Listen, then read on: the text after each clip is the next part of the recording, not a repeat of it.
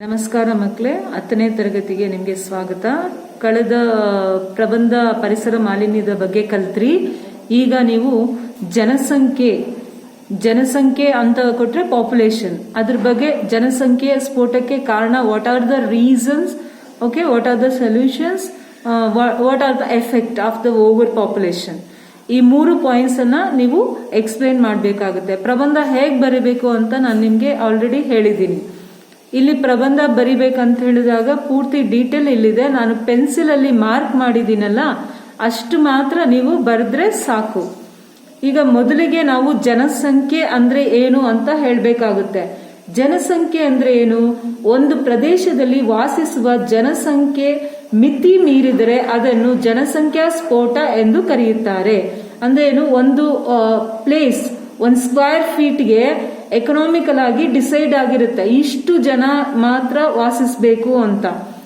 If ಆ square feet limit ಅನ್ನ cross ಮಾಡಿದ್ವಿ, ಜನ ಜಾಸ್ತಿ ಆದ್ರೆ ದಟ್ ಈಸ್ ಕಾಲ್ಡ್ ಜನಸಂಖ್ಯಾ ಸ್ಫೋಟ. ಮಿತಿ ಮೀರಿದರೆ ಅಂದ್ರೆ if you cross the limit. Pencil ಇದೆ ಅಲ್ಲ, ಅಲ್ಲಲ್ಲಿ ಅರ್ಥನ ಬರ್ಕೊಳ್ಳಿ. ಮುಂದಿನ ಪಾಯಿಂಟ್ ನೋಡಿ, ಪೆನ್ಸಿಲ್ ಅಲ್ಲಿ ಮಾರ್ಕ್ ಮಾಡಿದ್ದೀನಿ. ಭಾರತವು ಈಗ ವಿಶ್ವದಲ್ಲಿ ಅತಿ ಹೆಚ್ಚು ಜನಸಂಖ್ಯೆಯುಳ್ಳ ದೇಶಗಳಲ್ಲಿ 2ನೇ ಸ್ಥಾನದಲ್ಲಿದೆ. ಚೀನಾವು 1ನೇ ಸ್ಥಾನದಲ್ಲಿದೆ. ಈ ಜನಸಂಖ್ಯೆಯ ಹೆಚ್ಚಳಕ್ಕೆ ಅನುಗುಣವಾಗಿ ಮಾನವ ಜೀವನ ಗುಣಮಟ್ಟ ಸುಧಾರಣೆ ಆಗುತ್ತಿಲ್ಲ. ಭಾರತವು ಈಗ ವಿಶ್ವದಲ್ಲಿ ಅತಿ ಹೆಚ್ಚು ಜನಸಂಖ್ಯೆಯಲ್ಲಿ ಅಂದ್ರೆ 2ನೇ ಸ್ಥಾನ, second place. China got first place. ಮೊದಲ ಸ್ಥಾನ ಮೀನ್ಸ್ ಫಸ್ಟ್ ಪ್ಲೇಸ್, 2ನೇ ಸ್ಥಾನ ಸೆಕೆಂಡ್ ಪ್ಲೇಸ್. ಏನಾಗ್ತಾ ಇದೆ? ಪಾಪ್ಯುಲೇಷನ್ ಆಸ್ ಇಟ್ಸ್ ಇನ್ಕ್ರೀಸ್ ಏನಾಗ್ತಾ ಇದೆ? According to that development progress are not taking place. So ಅದನ್ನೇ ಅವ್ರು ಹೇಳ್ತಾರೆ, ಜೀವನ ಗುಣಮಟ್ಟ ಸುಧಾರಣೆ ಆಗುತ್ತಿಲ್ಲ. ಅವರ ಲೈಫ್ ಲೀಡ್ ಮಾಡೋ ಲೈಫ್ ಸ್ಟೈಲ್ ಏನಾಗ್ತಾ ಇದೆ, ಅದರಲ್ಲಿ ಇಂಪ್ರೂವ್ಮೆಂಟ್ಸ್ ಇಲ್ಲ, ಪ್ರೋಗ್ರೆಸ್ ಡೆವಲಪ್ಮೆಂಟ್ಸ್ ಇಲ್ಲ. ಕಾರಣ ಜನಸಂಖ್ಯೆ ಅತಿಯಾಗಿದೆ. ಈಗ 1 by 1 ಜನಸಂಖ್ಯಾ ಸ್ಫೋಟಕ್ಕೆ ಕಾರಣಗಳೇನು ಅನ್ನೋದನ್ನ ತಿಳಿಯೋಣ. ಮೊದಲಿಗೆ ಕಾರಣಗಳು ಅಂದ್ರೆ ರೀಸನ್. ಜನಸಂಖ್ಯಾ ಸ್ಫೋಟಕ್ಕೆ ಹಲವಾರು ಕಾರಣಗಳಿವೆ. There are many reasons are there for the overpopulation. First point ಏನು? ಜನನ ಮತ್ತು ಮರಣ ಪ್ರಮಾಣದ ಅಂತರ ಏರಿಕೆ. ಇಲ್ಲೇನಾಗಿದೆ? ಜನನ ಬರ್ತ್ ರೇಟ್ ಏನಾಗ್ತಾ ಇದೆ? ಜಾಸ್ತಿ ಆಗ್ತಾ ಇದೆ. ಡೆತ್ ರೇಟ್ ಏನಾಗ್ತಾ ಇದೆ? ಕಡಿಮೆ ಆಗ್ತಾ ಇದೆ. Because of the medical facilities. ಮೊದಲೆಲ್ಲ ಮೆಡಿಕಲ್ ಫೆಸಿಲಿಟೀಸ್ ಇರಲಿಲ್ಲ, ಹಾಗಾಗಿ ಏನಾಯ್ತು? ಮರಣ ಪ್ರಮಾಣ ಜಾಸ್ತಿ ಆಗ್ತಾ ಇತ್ತು. ಈಗೇನಾಗಿದೆ? ಮೆಡಿಕಲ್ ಫೆಸಿಲಿಟೀಸ್ ಇರೋದ್ರಿಂದ ಏನಾಗ್ತಾ ಇದೆ? ಮರಣ ಪ್ರಮಾಣ ಏನಾಗ್ತಾ ಇದೆ? ಕಡಿಮೆ ಆಗ್ತಾ ಇದೆ. First point. ಸೆಕೆಂಡ್ ಪಾಯಿಂಟ್, ಕಡ್ಡಾಯ ಮತ್ತು ಸಾರ್ವತ್ರಿಕ ಮದುವೆ, ಕಂಪಲ್ಸರಿ ಮ್ಯಾರೇಜ್, ಅದು 2ನೇ point. The third point is ಶೀಘ್ರ ಮದುವೆ. ಈಗ ಬಾಯ್ಸ್ಗೆ 21, ಗರ್ಲ್ಸ್ಗೆ 18 years ಅಲ್ಲ. ಸೊ ಅಕಾರ್ಡಿಂಗ್ ಟು ದಟ್ ಏನಾಗ್ತಾ ಇದೆ? ಕರೆಕ್ಟ್ 18-21ಗೆ ಮದುವೆ ಅನ್ನೋದು ಆಗ್ತಾ ಇದೆ. ಕೆಲವೊಂದು ಹಳ್ಳಿಗಾಡಿನಲ್ಲಿ 16 years 17 years ಅಲ್ಲಿ ಶೀಘ್ರ ಮದುವೆ ಆಗ್ತಾ ಇದೆ. ಸೊ ಇದು ಕೂಡ ಒಂದು ಕಾರಣ. ದೆನ್ ಥರ್ಡ್ ರೀಸನ್, ಕಡು ಬಡತನ, ಪಾವರ್ಟಿ. ಈ ಬಡವರಿಗೆ ಏನಾಗುತ್ತೆ? ನಮ್ಮ ಹತ್ರ ಆಸ್ತಿ ಗೀಸ್ತಿ ಏನು ಇಲ್ಲ, ಮಕ್ಕಳೇ ನಮ್ಗೆ ಆಸ್ತಿ ಅಂತ they will be having more than 3-4 children. ಅದು ಒಂದು ಕಾರಣ. ಇನ್ನೊಂದು ಕಾರಣ ಏನು ಅಂದ್ರೆ ಹವಾಮಾನ. Children, you can write 1 by 1 point that ಇವ್ಯಾಲ್ಯೂಯೇಟರ್ಸ್ಗೆ your point will be reached clearly. ಹವಾಮಾನ, climate also reason for the overpopulation. ಈಗ ನಮ್ಮಂತ ಉಷ್ಣ ಪ್ರದೇಶದ ದೇಶಗಳಲ್ಲಿ ಓವರ್ ಪಾಪ್ಯುಲೇಷನ್ಗೆ ಹವಾಮಾನ ಕೂಡ ಒಂದು ಕಾರಣ ಆಗಿದೆ. ಕ್ಲೈಮೇಟ್, ಹವಾಮಾನ ಅಂದ್ರೆ. Next one, ಅನಕ್ಷರತೆ. ಅನಕ್ಷರತೆ ಅಂದ್ರೆ uneducated people, what they think, ಈಗ 1 or 2 children should have, right? What they say that one, ಅಯ್ಯೋ ದೇವ್ರು ಕೊಟ್ಟಿದ್ದು, God has given ಅಂತ, they will go for 3-4 children and they can't give equal education, equal facility to all the children.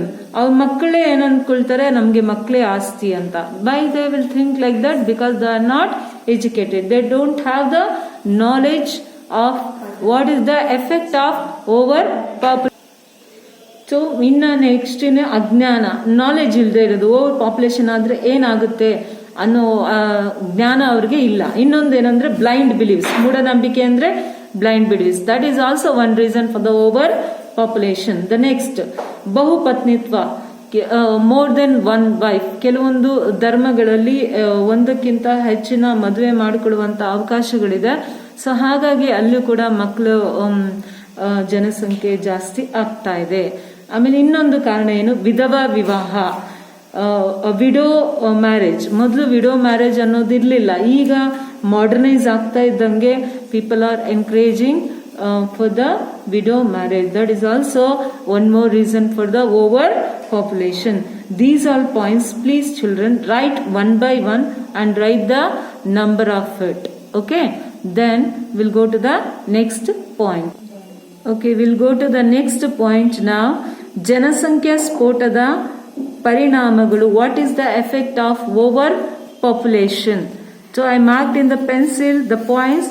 So please, these points also write one by one, that your points will be highlighted. The pencil mark points only you have to write in classwork, and that only you have to write in an exam also. So what is the first point? What is the effects? ಜನಸಂಖ್ಯಾ ಸ್ಫೋಟದಿಂದಾಗಿ ದೇಶದಲ್ಲಿ ಆಹಾರ ಅಭಾವ. You are not getting a sufficient food for all the people. One point. Second point, ನಿರುದ್ಯೋಗ, unemployment. Third point, ಕಡಿಮೆ ತಲಾದಾಯ, per capita income. ಕಡಿಮೆ ತಲಾದಾಯ means per capita income will be less. Then second, 1, 2, 3 points over. The fourth point is ವಸತಿ ಸೌಕರ್ಯದ ಕೊರತೆ. Won't get sufficient living place. The fifth point is ಕಡಿಮೆ ಜೀವನ ಮಟ್ಟ. Leading level of life leading will be very low. The next point is badatana, poverty. Next point, ಶುದ್ಧ ನೀರಿನ ಕೊರತೆ, pure water, drinking water sufficient ಆಗಿ ಸಿಕ್ಕಲ್ಲ. The next point is ರಾಜಕೀಯ ಅಶಾಂತಿ, political way also it disturbs to many way. The next point is ಸಾಮಾಜಿಕ ಪಿಡುಗುಗಳ ಹೆಚ್ಚಳ. So what is ಸಾಮಾಜಿಕ ಪಿಡುಗುಗಳು ಅಂದರೆ ಸೋಷಿಯಲ್ ಈವಲ್ಸ್ ಅಂತ, ಲೈಕ್ ಡೌರಿ, ಎಕ್ಸಾಂಪಲ್ ಡೌರಿ, ಆ ಥರ problems will increase. The next one is ಶೈಕ್ಷಣಿಕ ಸೌಲಭ್ಯ ದೊರೆಯದಿರುವುದು. If the children are more in one family, they can't give education for all the children. So that is one problem. The next one, what is that? Parisara malinya. It causes for the environmental pollution also. The next point is ಕೃಷಿ ಮೇಲೆ ಒತ್ತಡ, agriculture ಮೇಲೆ force ಜಾಸ್ತಿ ಆಗುತ್ತೆ. ಯಾಕಂದರೆ ಈಗ cultivation ಏನಾಗುತ್ತೆ, ಜಾಸ್ತಿ ಆಗಬೇಕಾಗುತ್ತೆ. ಬಿಕಾಸ್ ಎಷ್ಟು ಪಾಪ್ಯುಲೇಷನ್ ಇದೆ ಅಷ್ಟು ಪಾಪ್ಯುಲೇಷನ್ಗೆ ಫುಡ್ ಪ್ರೊಡಕ್ಷನ್ನು ಡಿಸ್ಟ್ರಿಬ್ಯೂಟ್ ಆಗಬೇಕು. ಸೊ ಅದೇನಾಗುತ್ತೆ, ಅಲ್ಲಿ ಫೋರ್ಸ್ ಆಗುತ್ತೆ. ಫೋರ್ಸ್ ಆದಾಗ ಏನಾಗುತ್ತೆ, they will use chemical pesticides. ಅದೇನಾಗುತ್ತೆ, ಅಡ್ವರ್ಸ್ ಎಫೆಕ್ಟ್ ಆಗುತ್ತೆ. Right, it will cause for many disadvantage. Force ಆಗಿ ಅಗ್ರಿಕಲ್ಚರಲ್ಲಿ ನಾವು if you taken the step. The last and very important point, ಆರ್ಥಿಕವಾಗಿ ದೇಶ ಹಿಂದುಳಿಯುವುದು. Economically the country will be backward country ಆಗಿ ಉಳಿಯುತ್ತೆ. This was the strong point here. Okay, you have to remember. ಆರ್ಥಿಕವಾಗಿ ದೇಶ ಹಿಂದುಳಿಯುವುದು, ಎಕನಾಮಿಕಲಿ ಬ್ಯಾಕ್ವರ್ಡ್ ಆಗುತ್ತೆ our country. The last point of this ಜನಸಂಖ್ಯಾ ಸ್ಫೋಟ, how to prevent this. ಜನಸಂಖ್ಯಾ ಸ್ಫೋಟವನ್ನು ತಡೆಯುವ ವಿಧಾನಗಳು, ಉಪಾಯಗಳು, plants. What are the things? We'll go point wise here. ಜನಸಂಖ್ಯಾ ಸ್ಫೋಟ ತಡೆಯಲು ಹಲವಾರು ಕ್ರಮಗಳಿವೆ. There are many ways are there. The first one point is ಜನರಿಗೆ ಶಿಕ್ಷಣ ನೀಡುವುದು. Give education to the people about the population. If it's overpopulation, what are the problems we'll face? Must give education, educate the people regarding overpopulation. one point. The second point, what is that thing? When they get the knowledge of the overpopulation, what are the problems we'll face, then automatically it will come under control. The next thing is ಸಣ್ಣ ಕುಟುಂಬದ ಮಹತ್ವದ ಬಗ್ಗೆ ಶಿಕ್ಷಣ ನೀಡಬೇಕು. Small family ಬಗ್ಗೆ ಅವ್ರಿಗೆ ಇನ್ಫಾರ್ಮೇಷನನ್ನು ಕೊಟ್ಟರೆ ಏನೆಲ್ಲ ಬೆನಿಫಿಟ್ ಇದೆ ಸ್ಮಾಲ್ ಫ್ಯಾಮಿಲಿ ಅನ್ನೋದ್ರ ಬಗ್ಗೆ ಇನ್ಫಾರ್ಮೇಷನ್ನು ಕೊಡಬೇಕು. ಥರ್ಡ್ ಪಾಯಿಂಟ್ ಈಸ್ ಎಲ್ಲರಿಗೂ ಕಡ್ಡಾಯ ಸಾರ್ವತ್ರಿಕ ಶಿಕ್ಷಣ ನೀಡಿದಾಗ ಕಂಪಲ್ಸರಿ ಎಜುಕೇಷನನ್ನು ಎಲ್ರಿಗೂ ಕೊಡಬೇಕು. ಕೊಟ್ಟಾಗ ಏನಾಗುತ್ತೆ, ಅವ್ರಿಗೆ ಅದ್ರ ಬಗ್ಗೆ ನಾಲೆಡ್ಜ್ ಇರುತ್ತೆ, ಅರಿವು ಉಂಟಾಗುತ್ತೆ. ನೆಕ್ಸ್ಟ್ ಪಾಯಿಂಟ್ ಏನು, ಮೂಢನಂಬಿಕೆಗಳನ್ನು ನಾಶ ಆಗುತ್ತೆ. ಇವಾಗ when they are educated, blind believes ಬಗ್ಗೆ ಅವ್ರಿಗೆ ಅರಿವಾಗುತ್ತೆ. ಇದು ನಾನು ಬ್ಲೈಂಡ್ ಆಗಿ ಫಾಲೋ ಮಾಡ್ತಾ ಇದ್ದೀನಿ ಅನ್ನೋದು ಅವ್ರ ಅರಿವಾದಾಗ next they don't follow. Family planning like this steps can take then ಜನಸಂಖ್ಯಾ ಸ್ಫೋಟವನ್ನು ತಡಿಲಿಕ್ಕೆ ಸಾಧ್ಯವಾಗುತ್ತೆ. I am sending this essay pic, please see and write. Thank you, ಧನ್ಯವಾದಗಳು.